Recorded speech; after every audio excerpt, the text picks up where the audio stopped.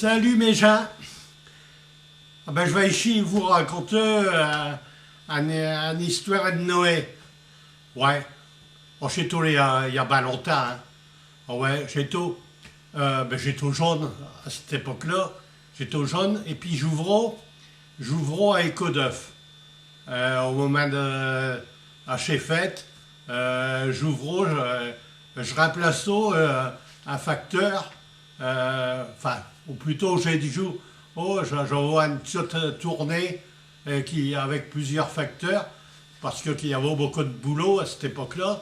Et puis donc je distribue au courrier entre le mi-décembre et puis le 6 janvier. Alors bon, donc j'ouvre à Écho d'œuf et puis j'ai tout avec ma vélo. Il y a des fois je ne pas la joie. Hein. Il y a parfois, il y a de ces verglas, une fois. J'ai tout à côté du vélo, hein, pas dessus.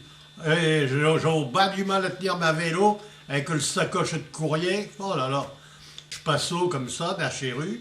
Et puis chez Ruelle, parce qu'il y a plein de ruelles dans Écho d'œuf. Et puis, à un moment, je passe dans une ruelle qu'elle fait la rue principale d'Écho d'œuf et puis le rue de Neuf, entre les deux. Et puis je passe dans cette ruelle et je grimpe ça grimpe sec là-dedans. Et puis il y avait plein de chutes maison, bon. Et puis je vois un gamin qui est là avec Annelette. Alors j'en vois l'habitude hein, parce que à ce temps-là, c'est au courant que le facteur il récupère le courrier tout le long de cette tournée. Hein. À cette heure, il n'y a plus tellement de courrier maintenant, il n'y a plus que des lettres de publicité. Alors, donc, je vois ce gamin qui, avec Slette, et puis qui me tend Slette, il me dit « Est-ce que vous pourriez la donner au Père Noël ?» Je dis « Bien sûr, Mathieu. » Oui, on va lui donner. Une main, il l'a, le Père Noël. Bon, donc, je mets ça dans une sacoche, avec tout le reste de ce courrier, et puis je rate. Je continue de me tourner, puis je rate au VAP, je rate à la poste. Et puis à la poste, à ce temps-là, il n'y avait pas encore centralisation à Libourne des lettres au Père Noël. On n'envoyait pas à Libourne pour que j'aille au Père Noël à bloc. Donc à ce temps-là, chez tout, chaque bureau de poste qui faisait son boulot. Alors pour que j'aille plus vite, ce qu'on faisait, en ouvrant le courrier, et puis en téléphonant à Père Noël pour lui dire que chez Tio, il voulote.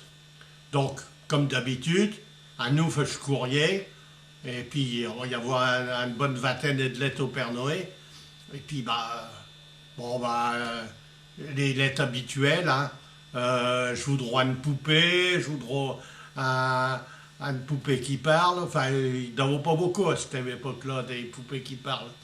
Maintenant, elles parlent, elles font pipi, elles font tout. Elles disent maman, elles tendent les bras. Enfin, bon, à ce temps-là, non. C'est une poupée qui parle, c'est vraiment exceptionnel. Donc, je voudrais une poupée, je voudrais un jus de construction, je voudrais une grue, je voudrais un auto, un tchot auto, hein. Une majorette. Ouais, à cette époque-là, chez tous les majorettes. Mais enfin, chez gamin, il ne m'adote pas gracos. Hein. Non, il savote que je perds Noël et il n'en vaut pas beaucoup de sous. Hein. Alors donc, il m'adote les lettres habituelles, le foudre au chat. Et puis, il y a la lettre du tcho, là, qui m'avait donné. Et puis, elle lit. Elle dit, et c'est tout bien écrit, il s'est tout appliqué pour bien écrire Slette. Alors il dit, cher Père Noël, j'étais bien sage, ils étaient tous sages. Hein. À cette époque-là, tous ces gamins, ils étaient tous sages.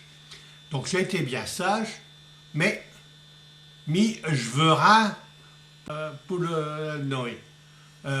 Mais il y a ma père qui est au chômage, une mère elle est malade, elle n'aura pas besoin de 200 francs pour que ma mère elle a qu'à une nouvelle robe et puis que ma père il a qu'à une casaque.